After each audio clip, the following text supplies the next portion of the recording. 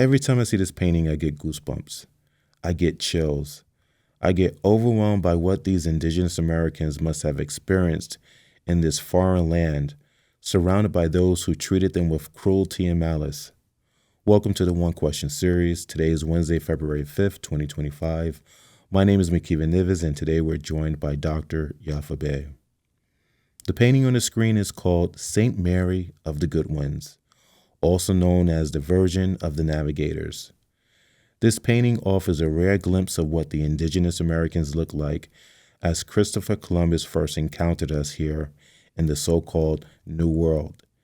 It's believed to be the first European painting depicting the American Indians.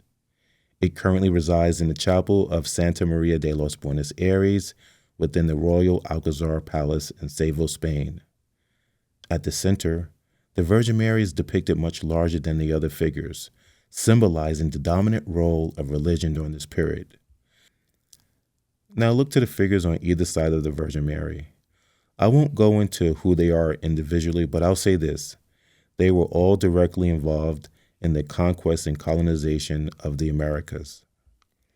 But the people I do want to focus on are in the background, behind the Europeans and the Virgin Mary. These are the indigenous American Indians who were stolen from their land, the Americas, and brought to Europe as slaves. Notice their copper-colored skin, slender frames, woolly hair, also known as afros, high cheekbones, and smooth, nearly hairless bodies. They were deprived and naked. I think there's one that wears a worn-out sheet draped over his shoulders, but everyone else is bare naked. I can't or I don't want to imagine what they have on below the waist. Meanwhile, Columbus and the others are fully clothed. The American Indians looked like children, maybe boys, say around teenagers. They looked overworked, beaten down, afraid, and confused. The Virgin Mary's cape appears to wrap around them as if she's protecting them. But look closely. These American Indians have their hands pressed together in a prayer position, gazing up at her. I submit to you that their hands were probably in shackles. This symbolizes the beginning of forced conversion to Christianity. Conversion driven by fear for their very lives. Dr. Yaffa, you've covered this over the past 30 years of your career. You've covered it numerous times on my previous channel. But one last time for the One Question series, can you speak on the significance of this painting? The St. Mary the Good One's portrait is extremely significant in as much as those brothers are in manacles, okay? That validates what I've been saying about how they took American Indians or Amerindians or American autochtons or Aborigines out of America overseas. You'll also notice that those are youngsters, little brothers with afros. They look like they 13, 14, 15, 16, 17, 18 to me. We're dealing with a bunch of pedophiles who are notorious for raping a bunch of other people's people, eating a bunch of other people's people, drinking a bunch of other people's people. So that particular portrait just shows that the America's Indians were melanin rich, copper colored, chocolate brown, mahogany colored, cinnamon colored. Our people are not black. We are various shades of brown.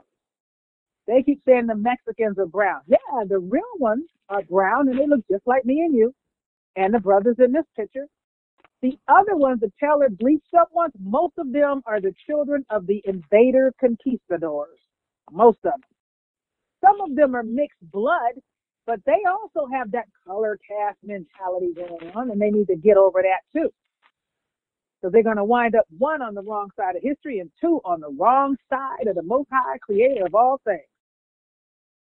You cannot just keep doing what you're doing to our people in our house that was set aside and set apart just for Creator's special one, and think that at some point Creator ain't going to raise up.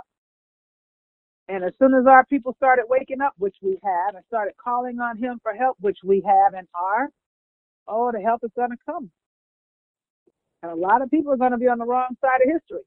So the St. Mary of the Good One's portrait, I don't know if that's Christopher Columbus or not, but I know American Indians when I see them, even though nowadays you can't hardly tell because, oh, if you're dark skinned, we just look at you as my brother, my brother, my sister, my sister.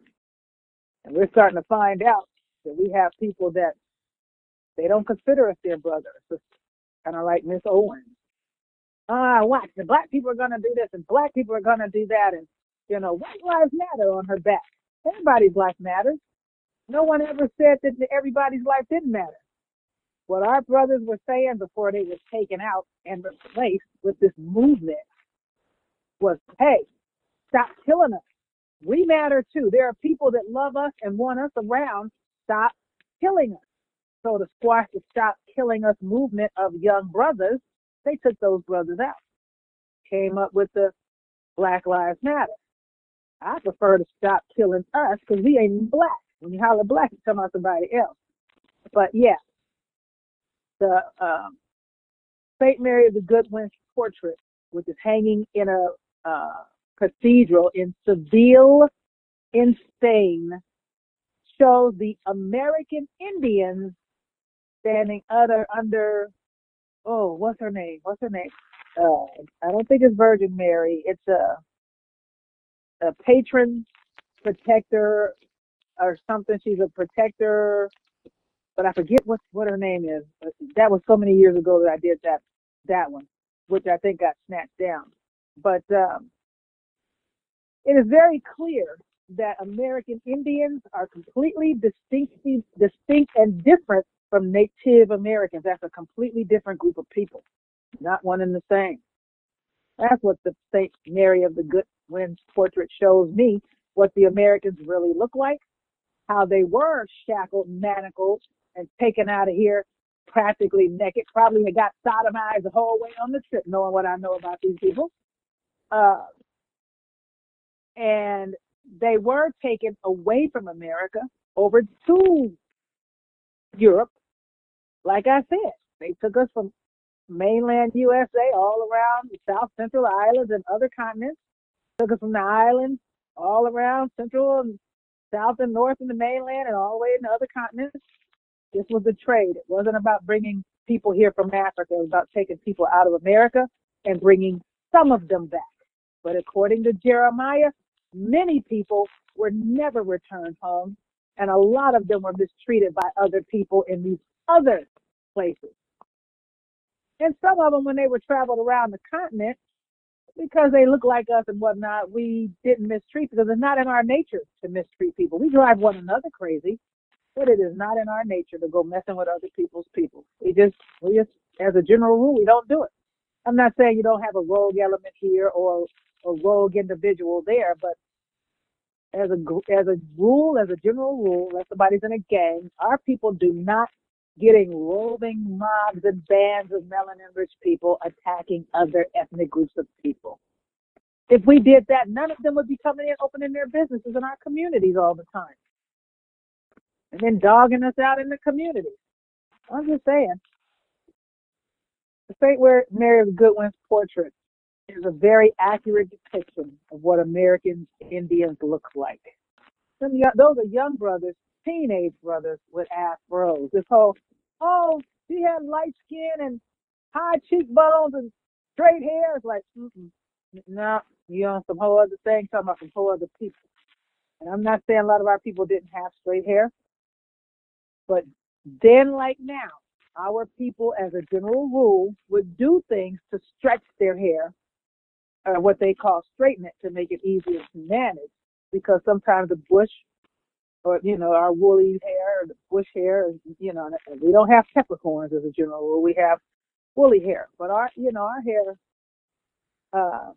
we would put certain animal fats, berries, and juices and whatnot on our hair, different mixes in our hair to make it easier to manage. It's like a lot of our people today, they go out and buy these constant perms and what do you call it, waxes for the hair and whatnot to straighten it out a bit.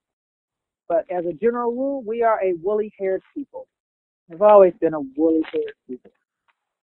Woolly-haired, melanin-rich, chocolate brown, cinnamon-colored, mahogany-colored, copper-colored. Those are America's Indians, and I don't care that it's not well known and it is definitely not taught. It is exceptionally and exceedingly well documented